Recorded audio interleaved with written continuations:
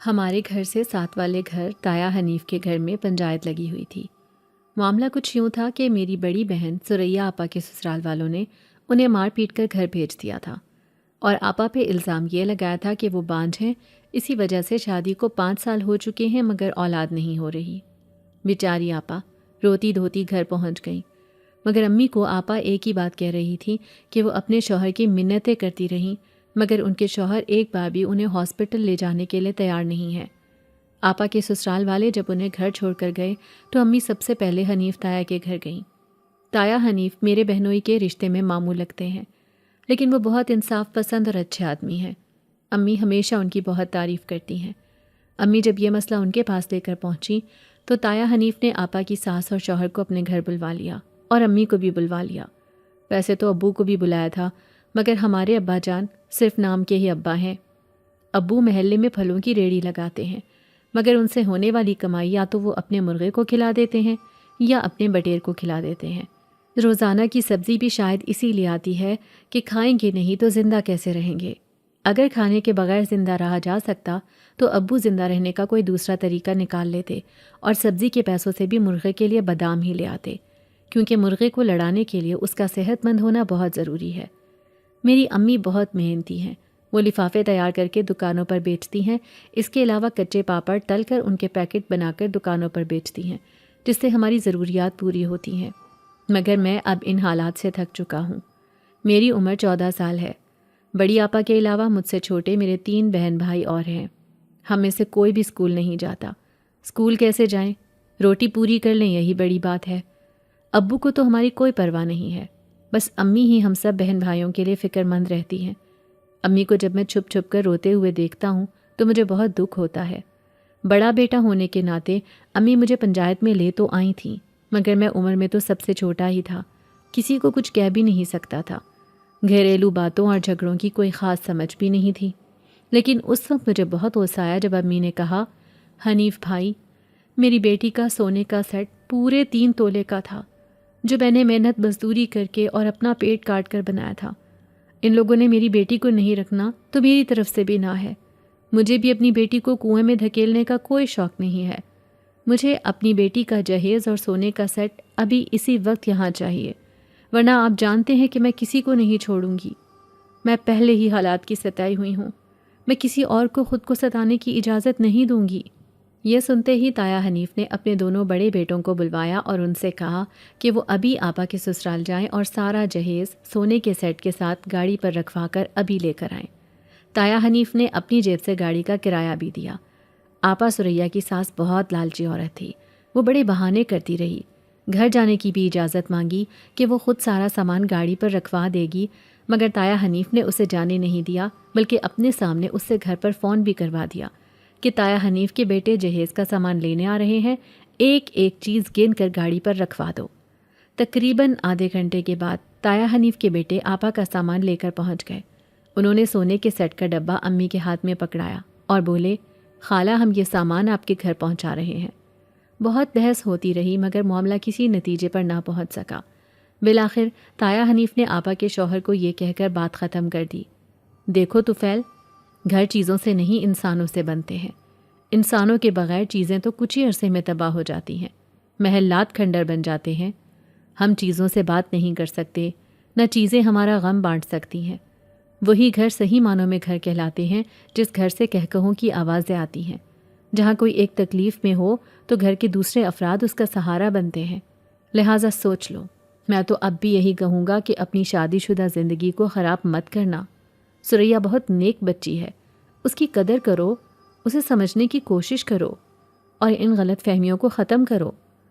آپا کی ساس جو خاصی ناراض نظر آ رہی تھی بولیں، بس بھائی صاحب بہت ہوا، آپ صاف صاف کیوں نہیں کہتے کہ آپ نے تو سارا ملبہ ہم پر ڈال دیا ہے، اب کیا سوچنا، اب جو ہمارا دل کرے گا وہ کریں گے۔ یہ کہہ کر آپا کی ساس نے بیٹے کا ہاتھ پکڑ کر اسے کھینچتے ہوئے کہا، چل پتر، اب یہاں ہمارا کوئی کام نہیں۔ میں ان ساری باتوں کے لیے ابھی بہت چھوٹا تھا، لیکن آپا کی ساس کے رویے سے میں نے بھی اندازہ لگایا کہ اصل فساد کی جڑ آپا کی ساس ہے۔ ہم گھر چلے آئے۔ امی نے آپا کے جہیز کی بنائی ہوئی لسٹ اب تک سنبھال کر رکھی ہوئی تھی۔ امی نے لسٹ کے مطابق ایک ایک چیز گنی، ہر چیز پوری تھی۔ امی تایا حنیف کو بھی دعائیں دے رہی تھی۔ آپا مسلسل روئے جا رہی تھی اور کہہ رہی تھی کہ امی میرے شوہر کا قصور اتنا نہیں ہے جتنا میری ساس کا ہے۔ میری ساس ہی میرے شوہر کو بھڑکاتی ہے اور معمولی باتوں کو بہت بڑا بنا کر پیش کرتی ہے۔ حتیٰ کہ جب بھی میں نے اپنی ساس کے سامنے ڈاکٹر کے پاس جانے کا ذکر کیا تو میری ساس نے فوراً یہ کہتے ہوئے انکار کر دیا کہ ڈاکٹروں کے پاس جانے کی کوئی ضرورت نہیں ہے، وہ الٹی سیدھی دوائیاں دے کر بندے کو اور خراب کر دیتے ہیں۔ ہم نے بھی تو اپنا وقت گزارا ہے، ہمیں تو کبھی ڈاکٹر کے پاس جانے کی ضرورت نہیں پڑی۔ امی آپا کو گلے سے لگائے انہیں چپ کروانے کی کوشش کر رہی تھی اور کہہ رہی تھیں کہ سب ٹھیک ہو جائے گا۔ میں طفیل سے اکیلے میں بات کرنے کا کوئی موقع تلاش کرتی ہوں، تو فکر نہ کر۔ مجھ سے یہ سب دیکھا نہ گیا۔ میں ٹوٹی ہوئی کرسی سے اٹھا اور گھر سے باہر نکل گیا۔ میری چھوٹی بہن اور 2 چھوٹے بھائی گلی میں کھیل رہے تھے۔ میں نے انہیں ڈانٹا اور گھر کے اندر جانے کے لیے کہا۔ میں خود تو اسکول نہیں جا سکا تھا، لیکن اپنے چھوٹے بہن بھائیوں کو اس طرح دیکھ کر مجھے بہت دکھ ہوتا تھا۔ میں ان کے لیے کچھ کرنا چاہتا تھا مگر کر نہیں پا رہا تھا۔ ہمارے گھر سے تقریباً 1 کلومیٹر کے فاصلے پر ایک بہت بڑا جنگل تھا۔ یہ سرکاری جنگل تھا اور یہاں سے کسی کو بھی درخت کاٹنے کی اجازت نہیں تھی۔ جب بھی میرا دل بہت پریشان ہوتا تھا میں اس جنگل کی تنہائی میں جا کر بیٹھ جاتا اور گھنٹوں اکیلا بیٹھا رہتا۔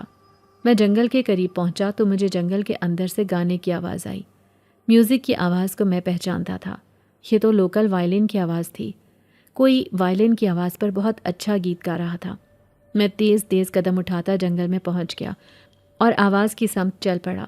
جنگل کے بیچوں بیچ پھٹے پرانے کپڑوں میں ملبوس ایک شخص اپنی دھن میں بیٹھا وائلن بجا رہا تھا اور گیت گا رہا تھا۔ میں اس کے پاس جا کر بیٹھ گیا۔ مجھے دیکھتے ہی وہ خاموش ہو گیا اور بولا، تم کون ہو؟ میں نے کہا، میرا نام عادل ہے، یہاں سے کچھ دور آبادی میں میرا گھر ہے۔ تم گانا بہت اچھا گاتے ہو۔ درمیانی عمر کا وہ آدمی مسکرایا اور بولا، بہت شکریہ، میں تو بس کوشش کرتا ہوں۔ میں نے کہا، میں اکثر اس جنگل میں آتا رہتا ہوں مگر میں نے تمہیں آج سے پہلے یہاں نہیں دیکھا۔ وہ بولا، میں تو خود یہاں پہلی بار آیا ہوں اور مجھے یہ جنگل بہت اچھا لگا ہے، لیکن تم یہاں اکثر کیوں آتے رہتے ہو؟ میں نے نیچے بیٹھتے ہوئے کہا، اپنی تنہائی کاٹنے۔ وہ بولا، تمہاری عمر تو تنہا رہنے والی نہیں ہے۔ میں نے کہا، ہاں لیکن میرے پاس تنہائی کے علاوہ اور کچھ بھی نہیں ہے۔ وہ بولا، تم بہت پریشان لگتے ہو۔ میں نے کہا، جی حالات ہی کچھ ایسے ہیں۔ وہ کہنے لگا، کیا تم مجھے اپنی پریشانی بتا سکتے ہو؟ شاید میں تمہاری کوئی مدد کر سکوں۔ میں مسکرایا اور کہا، تم بھلا میری مدد کیسے کرو گے؟ آخر میں نے اسے مختصراً اپنی زندگی اور گھر کا سارا احوال سنا دیا۔ وہ کہنے لگا، تم کوئی ہنر کیوں نہیں سیکھ لیتے؟ میں نے کہا، ہنر سیکھنے کے لیے میں 2-3 جگہ پر بیٹھا تھا مگر آج کل نہ تو لوگ دل سے ہنر سکھاتے ہیں بلکہ دن بھر کی مزدوری کے بھی پورے پیسے نہیں دیتے۔ میں چاہتا ہوں میرے چھوٹے بہن بھائی اسکول جائیں مگر مجھے سمجھ نہیں آ رہا کہ میں ان کے لیے کیا کروں۔ اجنبی نے کہا، کیا تمہیں گانے کا شوق ہے؟ اگر میں تمہیں گانا سکھا دوں تو سیکھو گے؟ میں نے ہنس کر کہا، ہاں مجھے گانے کا شوق ہے، لیکن مجھ سے گانا سنے گا کون؟ اور اگر کسی نے غلطی سے مجھ سے گانا سن بھی لیا تو وہ مجھے پیسے کیوں دے گا؟ میں تو پیسے کمانا چاہتا ہوں۔ اجنبی بولا، گانا سننے والا پیسے کیوں نہیں دے گا؟ اگر تمہارا گانا لوگوں کو پسند آیا، تمہاری آواز ان کے دل میں اتری تو سننے والے تمہیں ضرور پیسے دیں گے۔ مجھے دیکھو، میں بھی دوسروں کو گیت سناتا ہوں اور لوگ مجھے پیسے دیتے ہیں، لیکن میں جن کے لیے برسوں سے گا رہا ہوں اب میں ان کے لیے نہیں گانا چاہتا۔ میں نے کہا، ایسا کیوں؟ وہ بولا، میں کچھ اور کرنا چاہتا ہوں، لیکن مجھے یقین ہے کہ اگر تم محنت کرو گے تو بہت آگے جاؤ گے۔ میں نے کہا، میں محنت کرنے سے نہیں گھبراتا۔ وہ بولا، تو پھر میرے ساتھ گانا گاؤ۔ میں اس اجنبی کے ساتھ گانا گانے لگا۔ گانا گانا واقعی بہت مشکل کام تھا۔ اجنبی نے مجھے گانے کی بہت پریکٹس کرائی اور اس کے بعد مجھے احساس ہوا کہ یہ واقعی بہت محنت طلب کام ہے۔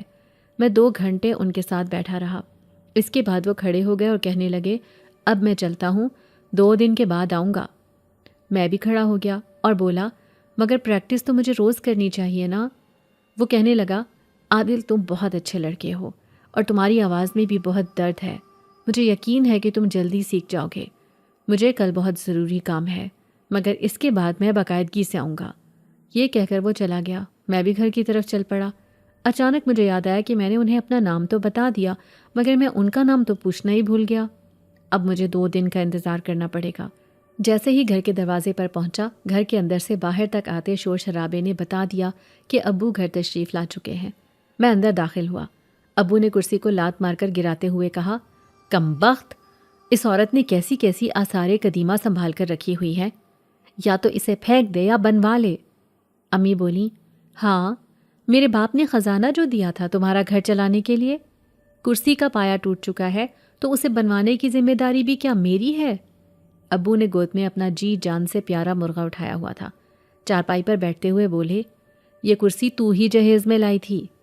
امی نے ابو کے سامنے دونوں ہاتھ جوڑتے ہوئے کہا، سریا کے ابا، مجھے معاف کر دے کہ یہ کرسی میں لے کر آئی تھی، جو شادی کے 23 سال بعد استعمال ہونے کے بعد ٹوٹ گئی تو میرا قصور نکل آیا۔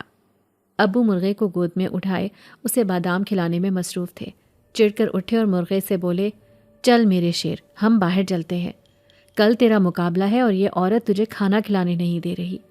میں جو دروازے پر کھڑا یہ سارا تماشا دیکھ رہا تھا، ابو نے مجھے ڈانٹا، چل ہٹ سامنے سے، تو کیوں بت بن کر دروازے کے سامنے کھڑا ہے؟ میں سائڈ پر ہٹا تو ابو مرغا گود میں لیے گنگناتے ہوئے باہر نکل گئے۔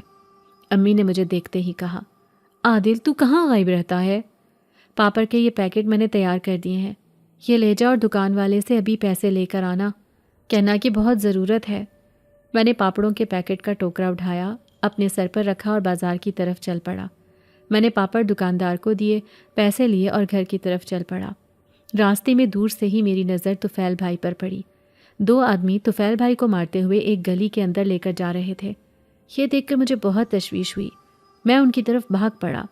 گلی کے قریب پہنچ کر میں نے جھانک کر گلی میں دیکھا تو وہ آدمی طفیل بھائی کو لیے ایک گھر کے سامنے کھڑے تھے اور طفیل بھائی ان کی منتیں کر رہے تھے کہ مجھے چھوڑ دو، مجھ سے غلطی ہو گئی۔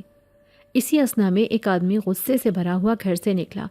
اس نے آؤ دیکھا نہ تاؤ ایک زوردار تھپڑ طفیل بھائی کو جڑ دیا اور بولا، اچھا غلطی ہو گئی، اس غلطی کا نقصان تیرا باپ بھرے گا، ذرا یہ بھی بتا۔ طفیل بھائی بولے، بھائی مجھے بالکل علم نہیں تھا کہ یہ سب ہو جائے گا، مجھے معاف کر دو، آئندہ ایسا کچھ نہیں ہوگا۔ وہ آدمی چلایا، ارے گدھے، آئندہ تیرے پاس آئے گا کون؟ میں پاگل ہوں کہ اپنا نقصان کرا کر دوبارہ تیرے پاس آؤں گا؟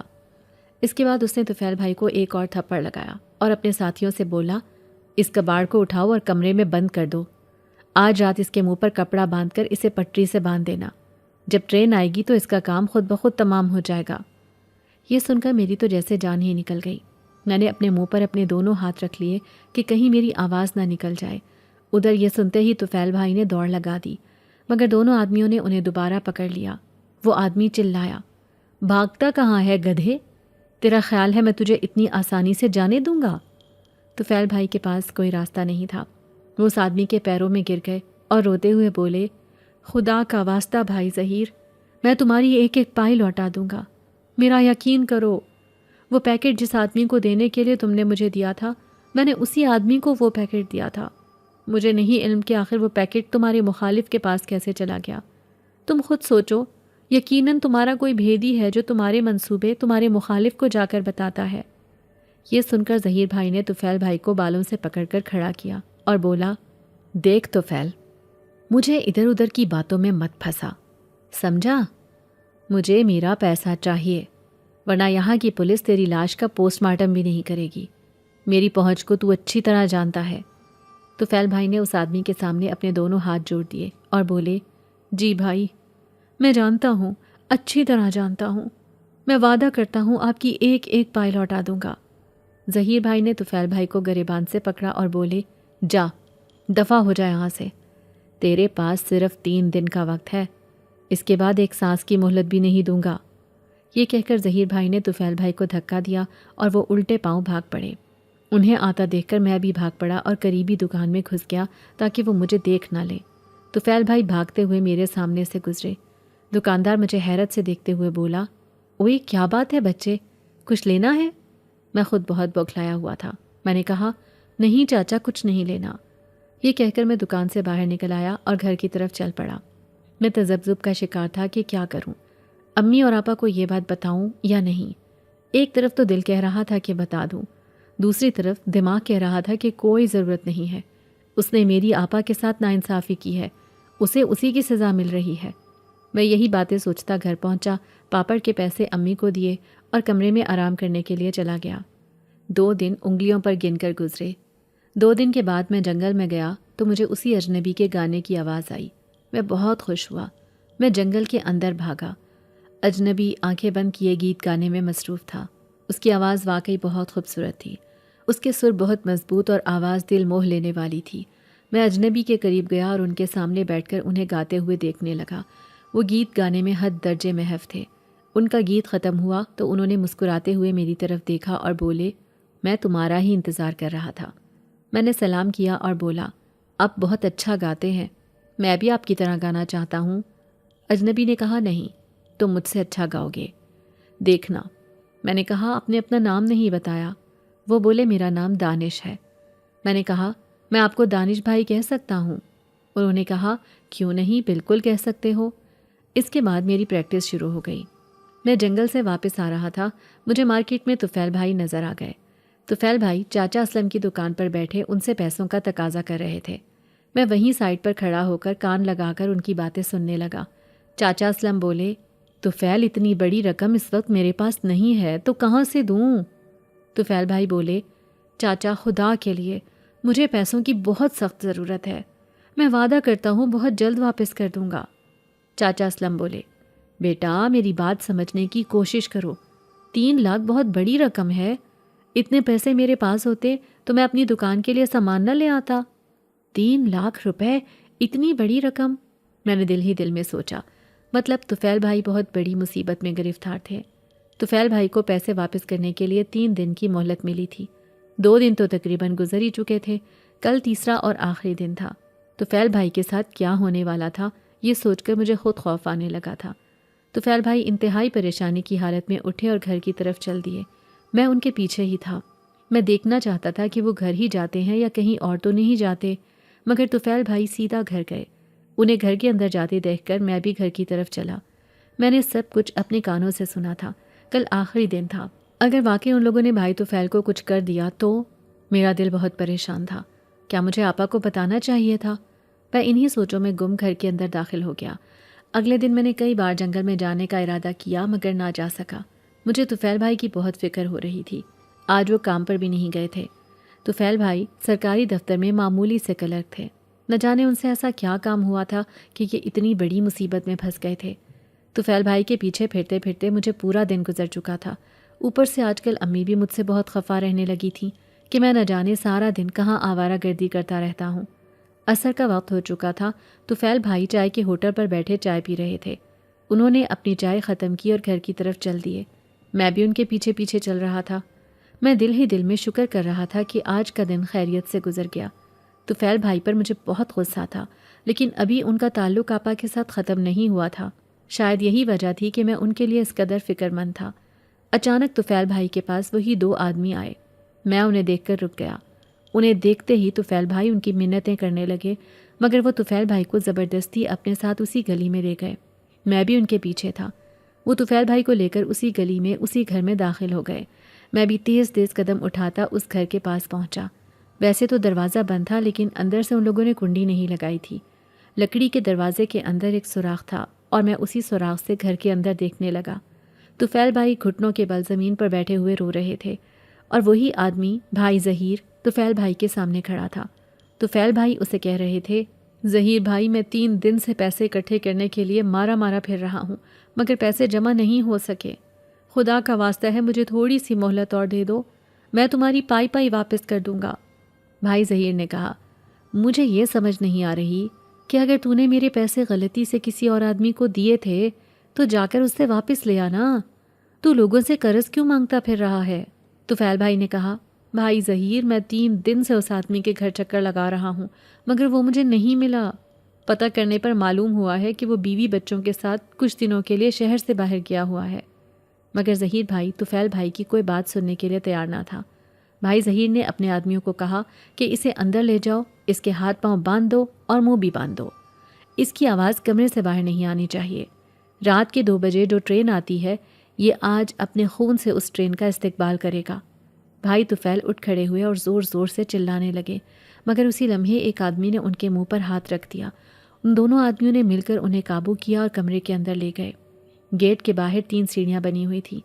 دیکھ کر خوف کے مارے میرا پاؤں پھسلا۔ دروازے پر آہٹ ہوئی اور بھائی ظہیر چلایا، اوئے باہر کون ہے؟ یہ سنتے ہی میں وہاں سے بھاگ کھڑا ہوا۔ نہ جانے کسی نے دروازہ کھول کر مجھے دیکھا یا نہیں، مگر میں نے پیچھے مڑ کر نہ دیکھا۔ میں تیزی سے بھاگتا ہانپتا کانپتا گھر پہنچا۔ میں نے یہ ارادہ کر لیا تھا کہ آپا کو سب کچھ بتا دوں، کیونکہ اب مجھے یقین ہو گیا تھا کہ طفیل بھائی کے ساتھ کچھ بھی ہو سکتا ہے۔ لیکن جو ہی میں گھر میں داخل ہوا، ہمیشہ کی طرح ابو نے شور شرابہ ڈالا ہوا تھا۔ مجھے دیکھتے ہی امی چلائیں، آ گیا نالائق باپ کا نالائق بیٹا! عادل تو سارا دن گھر سے کہاں غائب رہتا ہے؟ میں تجھے سمجھا کر عاجز آ گئی ہوں۔ اگر تجھے بھی گھر کی اور ماں کی فکر نہیں ہے تو تو بھی باپ کے ساتھ مرغے لڑایا کر۔ ابا بولے، سریا کی ماں باتیں سنانا بند کر، مجھے روٹی دے، میں نے ایک دوست کے گھر جانا ہے، پھر عشاء کی نماز کے بعد واپس آؤں گا۔ میں آپا کے کمرے میں جانے لگا تو امی نے آواز دی، وہاں کدھر جا رہا ہے؟ چل باپ کو روٹی دے۔ میں باورچی خانے میں چلا گیا، امی سے کھانا لیا، ابو کو کھانا دیا۔ ادھر سے ابو نے ایک اور فرمائش کر دی، عادل میرے مرغے کو ابھی میرے سامنے بادام کھلا، کیونکہ مجھے تم لوگوں پر اعتبار نہیں ہے۔ میں نے جانا ہے تو میرے مرغے نے بھوکا ہی رہنا ہے۔ امی بولی، تو اکیلے کیوں جا رہے ہو؟ اس مصیبت کو بھی ساتھ لیتے جاؤ۔ میں نے کہا اچھا ابو، کھلا دیتا ہوں۔ میں نے مرغے کو بادام کھلایا، ابو نے کھانا ختم کیا اور چلے گئے۔ مغرب کا وقت ہو چکا تھا۔ آپا مغرب کی نماز سے فارغ ہوئیں تو امی مغرب کی نماز ادا کرنے لگیں۔ مجھے موقع مل گیا، میں نے ساری کہانی آپا کو سنا دی۔ آپا نے کہا، عادل یہ تم کیا کہہ رہے ہو؟ میں نے کہا آپا میں بالکل سچ کہہ رہا ہوں، میں تو صرف آپ کی وجہ سے طفیل بھائی کے پیچھے پیچھے پھر رہا تھا، ورنہ سچ پوچھیں تو انہوں نے آپ کے ساتھ جو ناانصافی کی ہے انہیں اسی کی سزا مل رہی ہے۔ آپا نے مجھے چپت لگائی اور بولی، ایسے نہ کہہ عادل، میرا دل بہت گھبرا رہا ہے۔ اتنے میں امی بھی نماز سے فارغ ہو گئیں۔ سارا معاملہ امی کے گوش گزار کیا گیا۔ آپا زاروں قطار رو رہی تھیں اور امی کی منتیں کر رہی تھیں کہ طفیل بھائی کو بچا لیں، مگر اتنی بڑی رقم کا بندوبست کرنا ہمارے لیے ناممکن تھا۔ بالآخر طے یہ پایا کہ میں، آپا اور امی بھاگتے بھاگتے بھائی ظہیر کے گھر پہنچے۔ امی نے دروازے پر دستک دی، ایک آدمی نے دروازہ کھولا۔ وہ حیران پریشان ہماری طرف دیکھ رہا تھا۔ امی نے کہا، طفیل میرا داماد ہے، اسے چھوڑ دو۔ اس آدمی نے ہمیں اندر آنے کا اشارہ کیا۔ ہم سب اندر چلے گئے۔ اس نے دروازہ بند کر دیا۔ یہ 2 کمروں پر مشتمل چھوٹا سا مکان تھا۔ سامنے چھوٹا سا برآمدہ تھا۔ برآمدے میں بھائی ظہیر کھڑا تھا۔ بھائی ظہیر نے اس آدمی سے پوچھا، یہ کن عورتوں کو تم اندر لے آئے ہو؟ امی نے کہا، طفیل میرا داماد ہے، اسے چھوڑ دو۔ بھائی ظہیر بولا، خالہ میں بھی اسی محلے میں رہتا ہوں، یہاں کے ایک ایک بندے کو جانتا ہوں، اس بندے نے تو تمہارے ساتھ اچھا نہیں کیا۔ دراصل یہ کسی کے ساتھ اچھا کر ہی نہیں سکتا، دھوکہ دینا اس کی فطرت میں شامل ہے۔ میں تو تم پر حیران ہوں کہ تم اس کے لیے میرے دروازے پر پہنچ گئی ہو۔ امی نے کہا، دیکھ بیٹا، میرے داماد سے جو بھی غلطی ہو گئی ہے اسے معاف کر دے۔ اس کے بعد آپا نے اپنے دوپٹے میں چھپایا ہوا اپنا اکلوتا 3 تولے کا سیٹ نکالا اور قریب رکھی کرسی پر رکھ دیا۔ امی بولی، میں نے 3 تولے کا یہ سیٹ اپنا پیٹ کاٹ کاٹ کر بنایا تھا اور اپنی بیٹی کو اس کے جہیز میں دیا تھا۔ میری بیٹی اپنے شوہر کو بچانے کے لیے یہ سیٹ بخوشی اپنے ساتھ لے کر آئی ہے۔ تم یہ رکھ لو، تمہارا نقصان پورا ہو جائے گا، لیکن انسان دنیا سے چلا جائے تو اس کا نقصان پورا نہیں ہو سکتا۔ ظہیر بھائی نے اپنے آدمی سے کہا، کریم یہ سیٹ مجھے پکڑا اور طفیل کو باہر لیا۔ ظہیر کے آدمی نے سونے کا سیٹ اٹھا کر اسے پکڑا دیا اور کمرے کے اندر چلا گیا۔ تھوڑی دیر بعد طفیل بھائی کمرے سے باہر آ گئے۔ ہمیں دیکھ کر انہوں نے شرمندگی سے اپنا سر جھکا لیا۔ ظہیر بھائی نے کہا، طفیل تیری جان بچ تو گئی ہے، لیکن یہاں سے جانے سے پہلے میں ایک بات ضرور کہوں گا، تو بہت بدقسمت آدمی ہے، تیرے اندر کھرے اور کھوٹے کی بالکل پہچان نہیں ہے، تو سچ مچ گدھا ہے، چل اب جا یہاں سے۔ طفیل بھائی گھر سے باہر چل دیے، ہم بھی گھر سے باہر نکل آئے۔ طفیل بھائی ہمارے سامنے مجرموں کی طرح کھڑے تھے۔ آپا نے کہا، آپ ٹھیک تو ہیں نا؟ مگر امی کا دل بہت ٹوٹا ہوا تھا۔ امی نے آپا کا ہاتھ پکڑ کر کہا، چل سریا گھر چلیں۔ ہم گھر کی طرف چل پڑے، مگر اسی لمحے طفیل بھائی نے پیچھے سے کہا، خالہ جان، میری جان بچانے کے لیے آپ کو سریا کا زیور دینے کی کیا ضرورت تھی؟ سریا کے پاس صرف یہی ایک زیور تو تھا۔ امی نے پلٹ کر بھائی طفیل کو جواب دیا، طفیل پتر، عورت کا اصلی زیور اس کا جیون ساتھی ہوتا ہے، مگر تو یہ نہیں سمجھے گا۔ یہ کہہ کر امی چل پڑیں۔ ہم گھر پہنچ گئے۔ آپا بہت اداس تھیں، مجھے آپا پر بہت پیار آ رہا تھا اور بہت دکھ بھی ہو رہا تھا۔ آپا کے آنسو بتا رہے تھے کہ وہ طفیل بھائی کو بہت یاد کر رہی ہیں۔ آپا اپنے کمرے میں چلی گئیں۔ امی نے کہا، عادل مجھے معاف کر دے پتر، میں نے خامخواہ تجھے بہت ڈانٹا، آج تیری وجہ سے کسی کی جان بچ گئی۔ چل پتر، میں تجھے کھانا دیتی ہوں، تو بھی کھانا کھا کر سو جا۔ صبح ابو کام پر چلے گئے۔ ناشتے کے بعد میں امی کے ساتھ لفافے بنوانے لگ گیا کیونکہ آج میں نے جنگل بھی جانا تھا۔ آپا کے چہرے پر نہ ختم ہونے والی اداسی پھیلی ہوئی تھی۔ میں اور امی لفافے بنا کر فارغ ہوئے تو دروازے پر دستک ہوئی۔ چھوٹے بھائی نے بھاگ کر دروازہ کھولا تو طفیل بھائی اندر آئے۔ میں اور امی انہیں حیرت سے دیکھ رہے تھے۔ آپا بھی ہمارے ساتھ ہی کھڑی تھیں۔ طفیل بھائی نے ہاتھ میں پھلوں کا شاپر پکڑ رکھا تھا جو انہوں نے میری طرف بڑھایا اور بولے، عادل یہ شاپر پکڑ اور اسے باورچی خانے میں رکھ دے، چل شاباش جلدی کر۔ امی نے کہا، کیا بات ہے طفیل، ان سب چیزوں کی کیا ضرورت ہے؟ طفیل بھائی سر جھکائے شرمندہ کھڑے تھے۔ انہوں نے شاپر پاس رکھی ہماری تاریخی ٹوٹی ہوئی کرسی پر رکھا اور بولے، خالہ میں سریا کو لینے آیا ہوں، اسے کہو بس جلدی سے تیار ہو جائے۔ امی نے کہا، کیوں؟ سریا کیا لاوارث ہے جو جلدی سے تیار ہو جائے گی؟ جب دل کیا گھر سے نکال دیا اور جب دل کیا لینے پہنچ گئے۔ کیا معلوم کل کو پھر تم میری بیٹی کو گھر سے نکال دو۔ میری بیٹی کی کوئی عزت ہے کہ نہیں؟ آپا اپنے کمرے میں چلی گئیں۔ طفیل بھائی بولے، بس کر دے خالہ، مجھ سے غلطی ہو گئی، مجھے معاف کر دے، جتنی باتیں سنانی ہے سنا لینا، مگر سریا کو میرے ساتھ بھیج دے۔ امی نے کہا، نہ پتر نہ، اب میں اپنی بیٹی کو ایسے نہیں بھیجوں گی، تو مجھے لکھ کر دے گا کہ میری بیٹی کو کوئی تکلیف نہیں ہوگی، پھر ہی اسے تیرے ساتھ بھیجوں گی میں۔ طفیل بھائی چارپائی پر بیٹھ گئے اور بولے، اچھا خالہ، جو لکھوانا ہے لکھوا لے، میں یہیں بیٹھا ہوں، اور سریا کو کوئی تکلیف نہیں پہنچے گی کیونکہ اب میں سریا کو الگ رکھوں گا۔ میں نے پچھلے دنوں ایک مکان دیکھا تھا، وہ مجھے بہت پسند آیا تھا، میں اپنے اور سریا کے لیے وہی مکان کرائے پر لوں گا۔ یہ سن کر امی ہکا بکا رہ گئیں اور بولیں، کیا تو سریا کو الگ رکھے گا؟ طفیل بھائی بولے، جی خالہ۔ امی نے چند لمحوں بعد کہا، مجھے پھر بھی تیرا یقین نہیں ہے۔ آخر ایک بار پھر تایا حنیف کو بلایا گیا، ان کے سامنے سارا معاملہ رکھا گیا۔ امی کی ضد پر طفیل بھائی نے لکھ کر دیا کہ وہ آپا کو کبھی کوئی تکلیف نہیں پہنچائیں گے۔ تایا حنیف نے کہا، بیٹا کبھی کبھی رشتوں کو تھوڑا بریک دینے اور سمجھنے کے لیے وقت کی ضرورت ہوتی ہے، تم میاں بیوی ایک دوسرے کو وقت دو، دیکھنا سب ٹھیک ہو جائے گا۔ آخر بھائی طفیل نے گھر کرائے پر لے لیا اور آپا کو لے کر الگ مکان میں شفٹ ہو گئے۔ بعد میں معلوم ہوا کہ اس تبدیلی کی سب سے بڑی وجہ خود طفیل بھائی کی امی تھیں۔ طفیل بھائی کی ماں نے ان سے پیسوں کا ہیر پھیر کرنے کے لیے کہا تھا تاکہ وہ اپنی بیٹی کے سسرال والوں کو مہنگے تحائف دے کر ان میں اپنی ناک اونچی کر سکیں۔ طفیل بھائی نے ماں کی بات تو مان لی، مگر وہ اتنی بڑی مصیبت میں پھنس گئے کہ ان کی اپنی جان بھی جا سکتی تھی، مگر آپا نے اپنا زیور دے کر اپنا رشتہ بچا لیا۔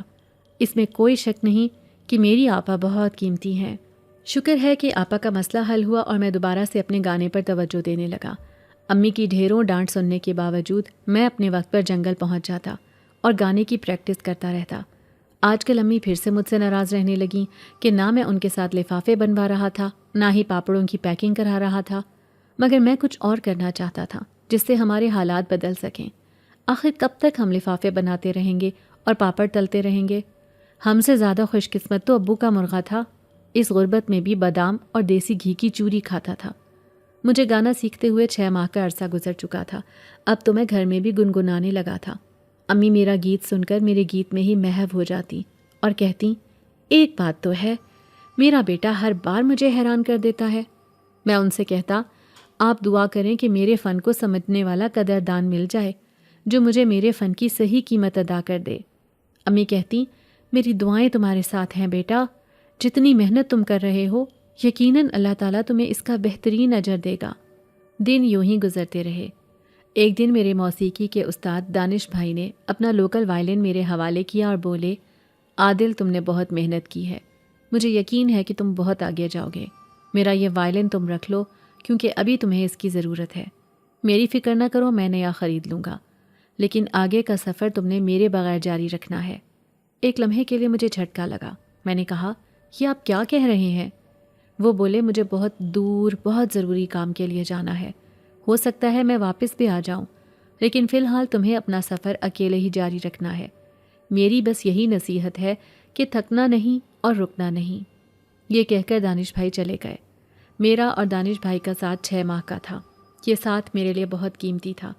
دانش بھائی نے اپنا بہت قیمتی ہنر بغیر کسی لالچ کے مجھے دیا تھا۔ اتنا کون کرتا ہے کسی کے لیے؟ میں نے محلے میں، بازار میں گانا شروع کر دیا۔ لوگوں کو میرا گانا اتنا اچھا لگتا کہ وہ ایک بار رک کر میرا گانا ضرور سنتے، چاہے تھوڑا ہی سنتے مگر سنتے ضرور۔ ساتھ ہی کچھ نہ کچھ پیسے بھی میرے ہاتھ پر رکھتے جاتے۔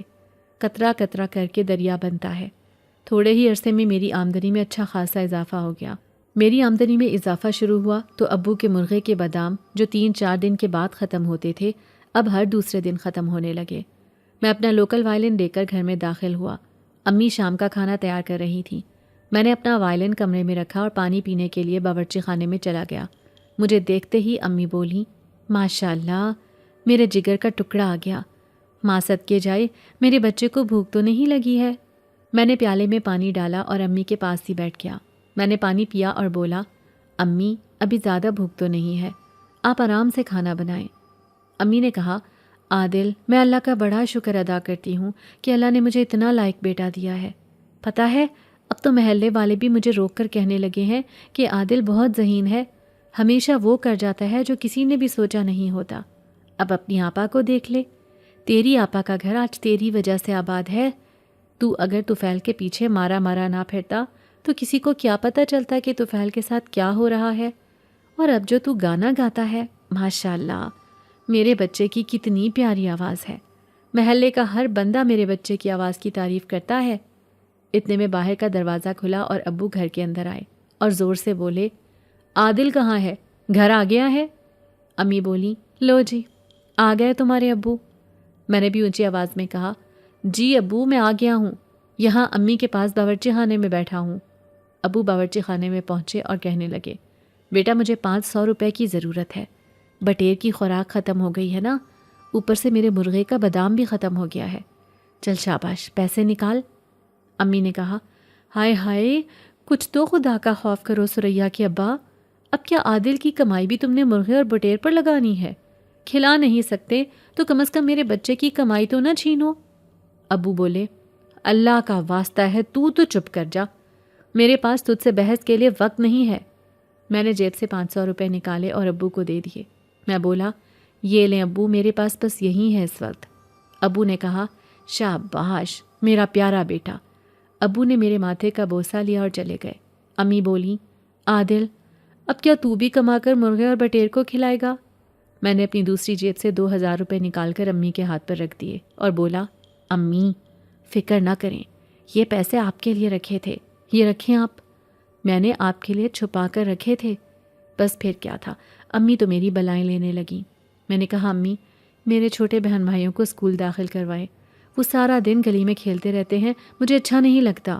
امی نے سالن کی دیگچی چولہے سے اتار کر نیچے رکھی اور توا چولہے پر رکھتے ہوئے بولی، اللہ تیری عمر دراز کرے میرے بچے، میں بھی یہی سوچ رہی تھی کہ اب تو بھی کچھ نہ کچھ کمانے لگ گیا ہے تو چھوٹے بچوں کو اسکول میں داخل کروا دوں۔ اگلے دن دوپہر کے وقت میں جنگل میں پہنچا۔ مجھے دانش بھائی کی بہت یاد آتی تھی۔ بہت دن ہو گئے تھے ان کو گئے ہوئے اور وہ دوبارہ مجھ سے ملنے کے لیے بھی نہیں آئے تھے۔ میں ان سے ملنا چاہتا تھا۔ میں جنگل میں اسی جگہ پہنچا جہاں ہم بیٹھ کر گانا گاتے اور ڈھیروں باتیں کرتے تھے۔ مجھے یہاں بیٹھے کچھ ہی دیر گزری ہوگی کہ اچانک مجھے کسی بچے کے رونے کی آواز سنائی دی۔ بچے کے رونے کی آواز سن کر میں کھڑا ہو گیا۔ یہ تو کسی شیرخوار بچے کے رونے کی آواز تھی۔ میں آواز کی سمت چل پڑا۔ تھوڑی دور ہی گیا تھا کہ زمین سے چند فٹ اوپر گھاس پھوس سے بنایا گیا ایک چھوٹا سا بستر بچھا تھا۔ اس پر تقریباً 6 ماہ کا بچہ لیٹا رو رہا تھا۔ لیکن اسی وقت یہ دیکھ کر میری جان نکل گئی کہ ایک سانپ زمین پر رینگتا ہوا بچے کی طرف ہی جا رہا تھا۔ یہ دیکھتے ہی میں بھاگ پڑا۔ بھاگتے ہوئے میری نظر زمین پر ایک اینٹ پر پڑی۔ میں نے وہ اینٹ اٹھا لی اور بھاگتے ہوئے سانپ کے قریب پہنچ گیا۔ سانپ نے لپک کر میری طرف اپنا رخ بدلا، لیکن اس سے پہلے کہ وہ کوئی حرکت کرتا، میں نے تیزی سے اینٹ سانپ کے سر پر مار دی۔ اینٹ نشانے پر لگی، مگر میں نے تیز رفتاری سے اینٹ دوبارہ اٹھائی اور اس بار اینٹ سانپ کے سر پر رکھ کر اسے کچلنے لگا۔ سانپ تڑپنے لگا۔ اس نے اپنے جسم کو میرے ارد گرد لپیٹنا چاہا، مگر تھوڑی ہی دیر بعد سانپ مر چکا تھا۔ میں نے جلدی سے بچے کو گود میں اٹھا لیا اور اسے چپ کروانے لگا۔ بچہ بہت خوبصورت تھا۔ اسی اثنا میں ایک عورت دوڑتی ہوئی میری طرف آئی۔ اس نے بچے کو میری گود سے لیا اور اسے پیار کرنے لگی۔ اس کی نظر مرے ہوئے سانپ پر پڑی تو وہ بولی، یہ سانپ تم نے مارا ہے؟ میں نے کہا جی، یہ سانپ بچے کی طرف جا رہا تھا، شکر ہے میں نے دیکھ لیا۔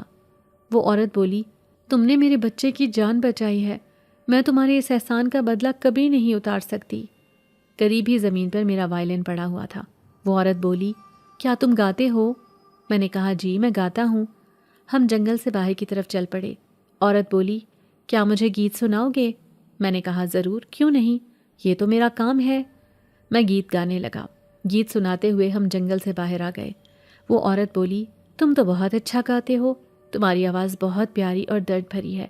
ہمارے قبیلے میں شادی ہے، اگر میں تمہیں اپنے قبیلے میں آ کر گیت گانے کی دعوت دوں تو کیا تم آؤ گے؟ یہ سن کر میں خوش ہو گیا اور بولا، میں ضرور آؤں گا۔ عورت نے کہا، ٹھیک ہے، تم تیار رہنا اور 3 دن بعد اسی وقت اسی جگہ آ جانا، ایک بچہ تمہیں لینے کے لیے یہیں آ جائے گا۔ یہ کہہ کر وہ عورت ایک طرف کو چل پڑی۔ میں اسے دیکھ رہا تھا مگر مجھے سمجھ نہیں آ رہا تھا کہ یہ اجنبی عورت کون ہے اور اس جنگل میں کیا کر رہی تھی۔ یہ سب تو اس نے بتایا ہی نہیں۔ میں انہی سوچوں میں گم گھر کی طرف چل پڑا۔ 3 دن گزر گئے۔ میں نے آج اپنے سب سے اچھے کپڑے پہنے، امی کو شادی کے فنکشن کا بتایا، امی نے بہت ساری دعائیں دیں اور میں جنگل کی طرف چل پڑا۔ مجھے آج بہت اچھا لگ رہا تھا۔ آج مجھے ایسا محسوس ہو رہا تھا کہ شاید میری آواز اس قابل ہو چکی ہے کہ میں دعوتوں میں بھی شرکت کر سکتا ہوں۔ میں جنگل پہنچا تو وہاں پہلے سے ہی میرا ایک ہم عمر لڑکا کھڑا تھا۔ وہ مجھے دیکھ کر مسکرا رہا تھا۔ مجھے دیکھتے ہی کہنے لگا، اچھا تو تم ہو وہ آدم زاد جس کی آواز کی میں کل سے تعریفیں سن رہا ہوں۔ مجھے بہت عجیب لگا۔ وہ بولا، کیا نام ہے تمہارا؟ میں نے کہا عادل۔ وہ بولا، عادل اپنی آنکھیں بند کرو۔ میں نے کہا کیوں؟ وہ کہنے لگا، کیونکہ ہم ہمارے قبیلے میں جا رہے ہیں۔ میں نے کہا کیا تم میرے ساتھ مذاق کر رہے ہو؟ وہ بولا، نہیں، میں تو جلد از جلد تمہارا گانا سننا چاہتا ہوں۔ یہ کہہ کر اس نے میری آنکھوں پر اپنا ہاتھ رکھ دیا اور بولا، بس اب تم نے آنکھ نہیں کھولنی ورنہ تم ڈر جاؤ گے۔ مجھے اس کا یہ مذاق پسند نہیں آیا۔ میں نے اس کا ہاتھ ہٹاتے ہوئے کہا، یہ تم کیسی باتیں کر رہے ہو، ہاتھ ہٹاؤ۔ مگر اسی لمحے مجھے ایسا محسوس ہوا جیسے میرا جسم ہوا میں اڑ رہا ہے۔ وہ بولا، تم کتنے بے صبرے ہو، تھوڑا سا صبر تم سے نہیں ہو رہا؟ میں تو تمہارے لیے کہہ رہا ہوں، ورنہ میرا کیا ہے، ڈر جاؤ گے تو نیچے گر جاؤ گے، پھر میری ذمہ داری نہیں ہے۔ میں گھبرا گیا اور بولا، تم کیسی عجیب باتیں کر رہے ہو، کون ہو تم؟ اچانک مجھے ایسا لگا جیسے میرے دونوں پاؤں زمین پر آ لگے ہوں۔ لڑکا بولا، اب اپنی آنکھیں کھول لو، اب تم ہماری دنیا میں آ چکے ہو۔ میں نے جلدی سے آنکھیں کھول دیں اور غصے سے بولا، تمہاری دنیا؟ کیا تم خلائی مخلوق ہو؟ وہ بولا، نہیں، ہم جن ہیں، میں جن زادہ ہوں اور تم جنات کے قبیلے میں کھڑے ہو۔ میں نے حیرت سے اسے دیکھا تو وہ بولا، میں بالکل مذاق نہیں کر رہا، آؤ میرے ساتھ۔ میرا دل کہہ رہا تھا کہ یا تو یہ میرے ساتھ مذاق کر رہا ہے یا یہ پاگل ہے۔ بہرحال اس پاگل کے ساتھ بحث کا کوئی فائدہ نہیں تھا۔ میں تو اس عورت سے ملنا چاہتا تھا جس نے مجھے یہاں بلوایا تھا۔ میں خاموشی سے اس کے پیچھے چل پڑا۔ یہ سب کچھ میرے لیے بہت حیران کن تھا۔ ہر طرف مہمان ہی مہمان تھے۔ یہ شادی کی بہت بڑی دعوت تھی۔ ہر طرف پھول ہی پھول کھلے ہوئے تھے۔ ایسا لگ رہا تھا کہ ان لوگوں کو پھولوں سے بہت پیار ہے۔ ہر کوئی خوش نظر آ رہا تھا۔ وہ لڑکا بولا، ارے پگلے، یہ سب لوگ جنہیں تم دیکھ رہے ہو انسان نہیں جنات ہیں۔ مجھے بہت برا لگا۔ میں نے کہا، یہ پگلا کس کو کہا ہے؟ وہ کہا لگا کر ہنس پڑا اور بولا، تم ناراض بہت جلدی ہو جاتے ہو۔ جس جگہ اسٹیج بنایا گیا تھا ہم وہاں پہنچ گئے۔ ویسے تو دن کا وقت تھا اور کندیلے جلانے کی ضرورت نہیں تھی، مگر ہر طرف کندیلے روشن کی گئی تھیں۔ اچانک کسی نے میرے کندھے پر ہاتھ رکھا۔ میں نے مڑ کر دیکھا، وہی جنگل والی عورت مجھے دیکھ کر مسکرا رہی تھی۔ میں نے اسے سلام کیا اور اس نے سلام کا جواب دیا۔ پھر بولی، یہاں آنے میں کوئی پریشانی تو نہیں ہوئی؟ میں نے کہا، ہوئی ہے نا، جس لڑکے کو مجھے لینے کے لیے آپ نے بھیجا تھا وہ کتنا بولتا ہے اور بلا وجہ بولتا ہے۔ وہ لڑکا میرے پیچھے ہی کھڑا تھا۔ بولا، اور تم کتنے سوال کرتے ہو اور بلا وجہ کرتے ہو؟ اتنے میں شادی کے لیے بنائے گئے اسٹیج پر ایک عورت نے اعلان کیا، تمام مہمانوں کو خوش آمدید۔ آج کی محفل کی خاص بات یہ ہے کہ ہمارے بیچ انسانوں کی دنیا سے خاص طور پر ایک بچہ آیا ہے جو ہمیں گیت سنائے گا۔ اس اعلان نے مجھے شش و پنج میں مبتلا کر دیا۔ وہ عورت بولی، گھبراؤ نہیں، سب تمہارا گیت سننے کے منتظر ہیں، جاؤ اور بہت اچھا سا گیت سنانا تاکہ سب جھوم اٹھیں۔ میں ڈرتا ڈرتا اسٹیج پر گیا۔ میں نے مہمانوں پر ایک نظر ڈالی جو میری طرف ہی دیکھ رہے تھے، اور اللہ کا نام لے کر وائلن بجانا شروع کر دیا اور گانا گانا شروع کر دیا۔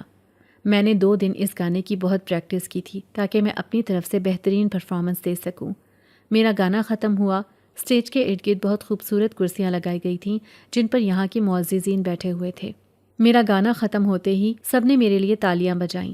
ایک معزز شخص اپنی کرسی سے اٹھ کر میرے قریب آیا اور میرے کندھے پر اپنے دونوں ہاتھ رکھتے ہوئے بولا، شاباش عادل، جتنا پیارا تمہارا نام ہے اتنی پیاری تمہاری آواز ہے۔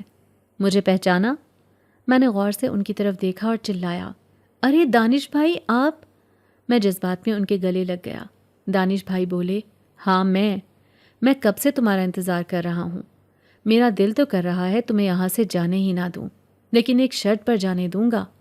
میں نے شکریہ ادا کرتے ہوئے کہا، وہ کیا دانش بھائی؟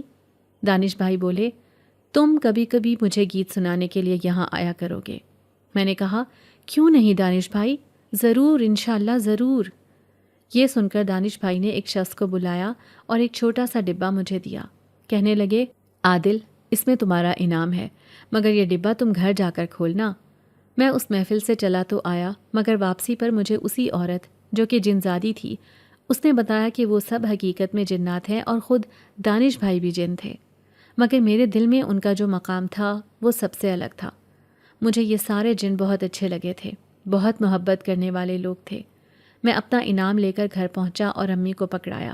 ہم سب یہ دیکھ کر دنگ رہ گئے کہ اس کے ڈبے کے اندر بہت قیمتی زیورات تھے۔